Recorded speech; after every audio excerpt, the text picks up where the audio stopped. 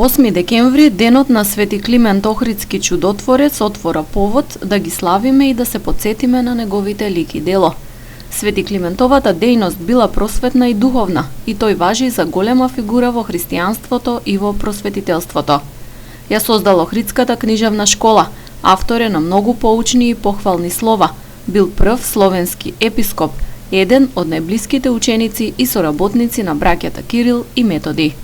На почеток би го цитирала професорот Цветан Гроздановски, кој што вели дека сесловенската литература беше спасена во Македонија и од Охрид изгреа сонце кое што ќе го огрее сиот словенски свет. Значењето на Климент е огромно.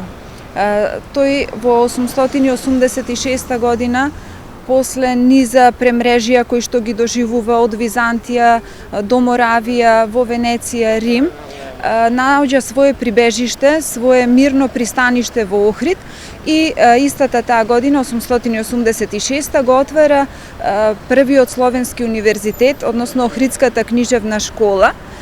Само за споредба, Болонскиот универзитет е создаден 1088 година, значи цели 2 века после Охридската книжевна школа. Значајно е што таму се школувале 3500 ученици.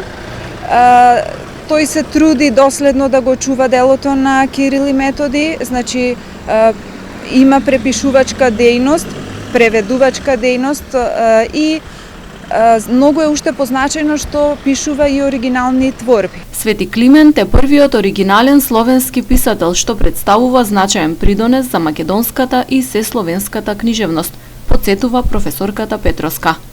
Лично Климент има напишано 40 негови слова, пофални слова или поучителни слова, на кои што само на 14 се има подпишано, другите се анонимни, без подпис, меѓутоа според неговиот начин на искажување му се припишуваат нему. Тој има смирен израз, смирена реч, не премногу да се каже, да го оптоварува слушателот, но и ништо да не недостасува. Мудрите и продуховени пораки на Свети Климент професорите и денес им ги пренесуваат на младите генерации. Климент, кој што често пати знаел да каже: оттргнувајте се од злото и правете добро. Добрината е општо прифатена максима, така, и без оглед од кого доаѓа и кој ја прави таа добрина, сепак таа е добрина без оглед на националност, нација, вера и така